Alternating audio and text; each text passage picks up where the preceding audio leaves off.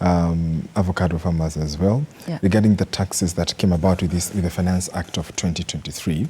Looking at, you know, the positive outlook that you're giving, don't you think that perhaps in a way also that these incentives or these initiatives that the government has come with could be, in hindsight, be, you know, reducing the confidence of someone saying, I can venture, you know, because we are looking at the small, if I have, say, a quarter of an acre of avocado trees, I'll be able to, you know, venture into it and see how it will go about. Don't you think that perhaps, in a way, the same government just continues to demoralize, if you could call it? I don't think that's the case. Number one, you've seen, let me give you an example of the petrol, the prices of petrol. When we came in, where were we? And it wasn't because of our own internal factors. It was global factors, the high inflation and everything. We've been able to work that out. And just last week, you saw now even coming down to 10 shillings. And I think now the prices are going to come down. You saw when we came, where did we find the dollar? So when you see things happening, especially impacting on our taxes, sometimes they're not just internal factors, but we are trying as a government, and I want to assure you, given that we are managing the high inflation, the shilling is gaining strength against the dollar. I think this is going also to be cascaded even to our tax regime. And again, our taxation in this country are not static. This is a government that we are engaging. We are engaging because we know our MSMEs and the Kenyan people are our partners in our economic development agenda. We feel the heat, but we say we can take this pain for some time as we work out a conducive environment.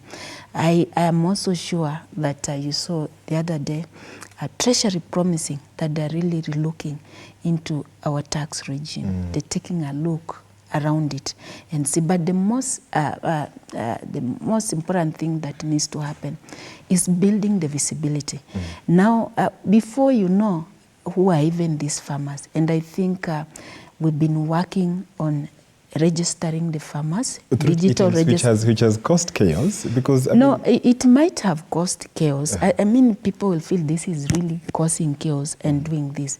But you know, it also giving us an appreciation of who are these farmers, what are their needs, what are their pain points, what are their challenges, but isn't it and make us also them to address it. Wouldn't that be mapping them up to...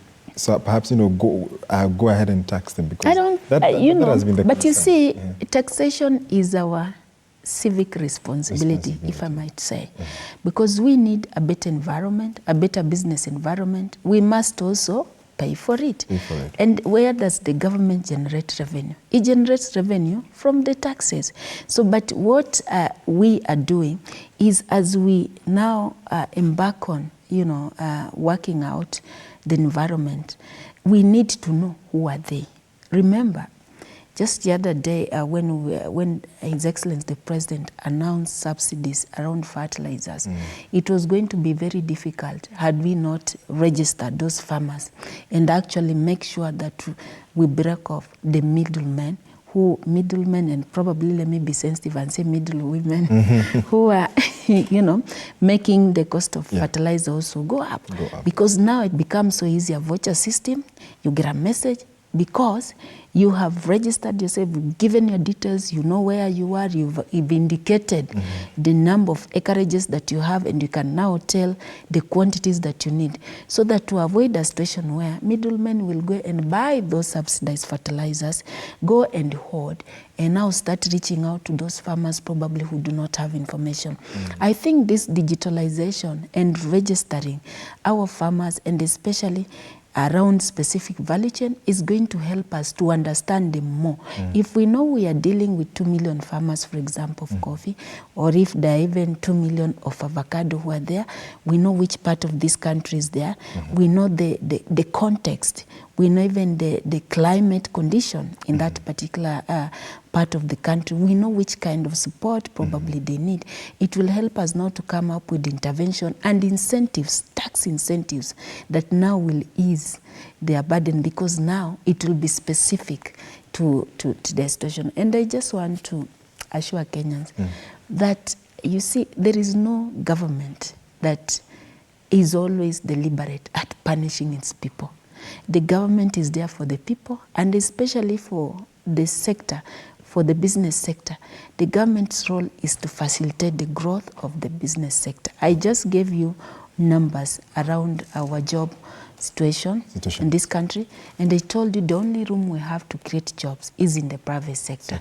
So actually, it is in our best interest that we can stimulate growth in the private sector to enable them create more jobs to our economy. And like I said, visibility is very important, because then it helps us to come up with targeted and specific intervention to those to our farmers and to MSME. And okay, so looking at the turnover tax that was increased from 1% to 3% for applicable to MSMEs if their business turnover is between 1 million to 25 million, what exactly informed that? Yeah, we of course any increase, any policy that we come about with is informed by data, is informed by evidence.